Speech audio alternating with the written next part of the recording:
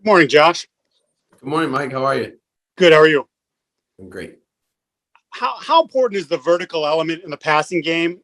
And can the passing game be considered successful maybe long term if you're not hitting that with some frequency?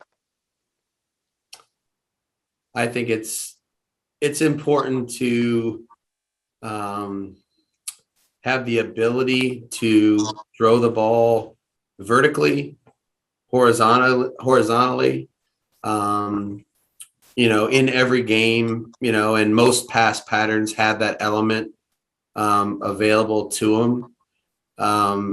I think there's a, part of that process, which involves certainly decision making, whether you want to, kind of do everything you can to try to force it down the field, where there's times where you could do that, or you call plays that have an option to throw the ball down the field vertically. And if the defense were to play, specific coverages that take those elements away, that you then make the decision to do something else with the ball.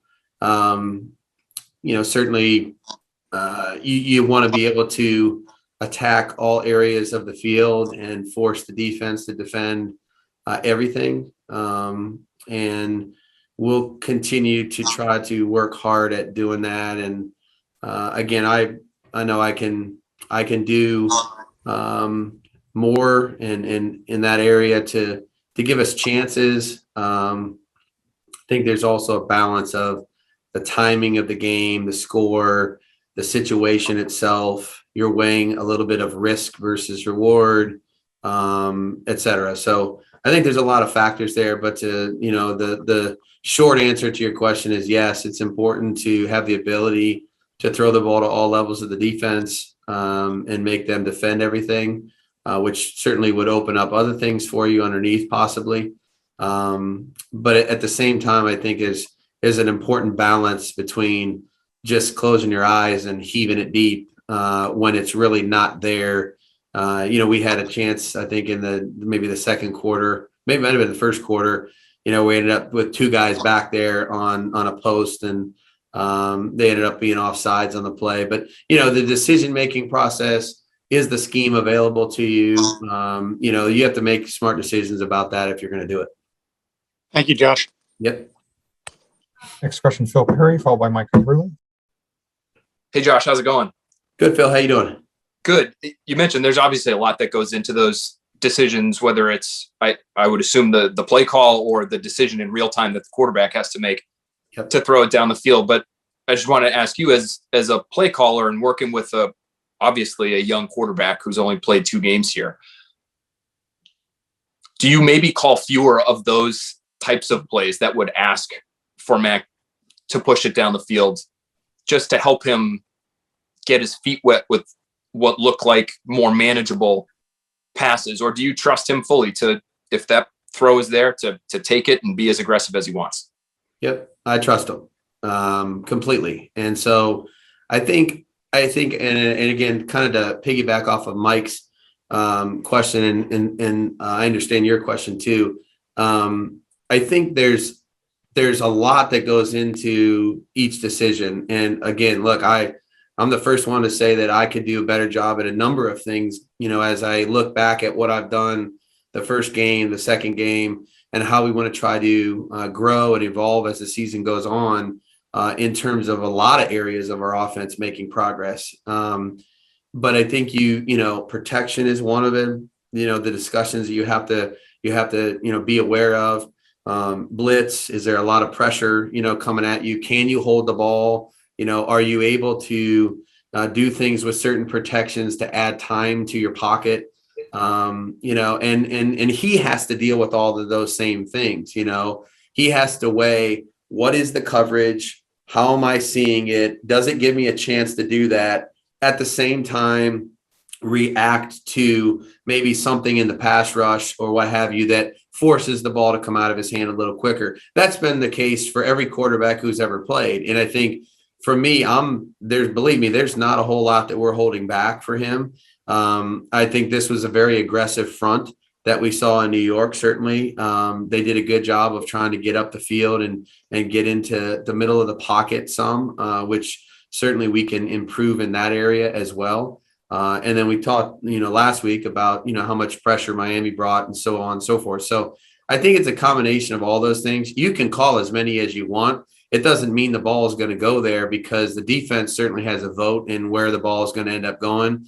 And then our execution across the board, the read from the quarterback's perspective, was the coverage, applicable for us to take a shot or throw it down the field or throw it intermediate, the execution of the protection, the execution of the blitz pickup, the route. Did we run the route the right way? Did we get open down the field? Did we give ourselves an opportunity? So I think there's a lot of things that go into that. Certainly, like I said, you want to be able to test those areas of the field as you move forward. But I also want him to make smart decisions. I want him to protect the football. And I want him to be aggressive when it's time to be aggressive. And look, he's throwing the ball down the sideline to Nelson Aguilar in Miami. He's throwing the ball up the middle, to Miami. He threw it down the sideline to Jacoby this week, so it's not like he's not doing that. It's just there's certain times when it's the right time to do it and certain times where it's not. And I got to continue to work hard at myself to try to provide our offense with opportunities to do that if it presents themselves. Thanks, Josh. Yep. Thanks, Phil.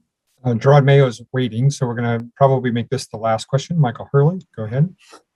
Hey, Josh. I was just curious, especially early in the year as you're trying to establish what you want to do for a game plan, how much does the opponent factor in? I ask because the Saints, kind of have had two very different performances thus far. So I'm wondering how much you're keyed in on your offense versus their defense as you try to put the game plan together.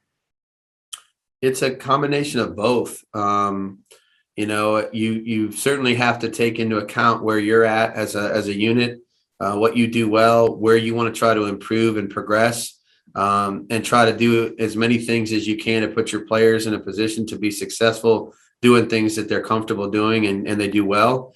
At the same time, I think you always have to consider the defense's personnel, the defense's personality, the play caller. I've coached against Dennis a number of times. He's an aggressive coach. They are very, very well. They're totally attached at all three levels. They have good communication. They rarely make a mistake. They challenge you up front. They challenge you with different coverage disguises. They play zone. They play man.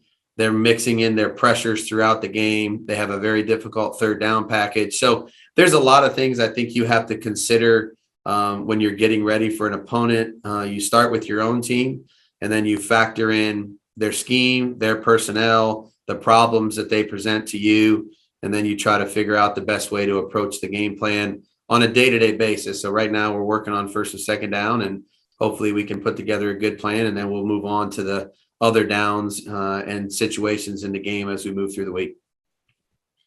Thanks. Thank you,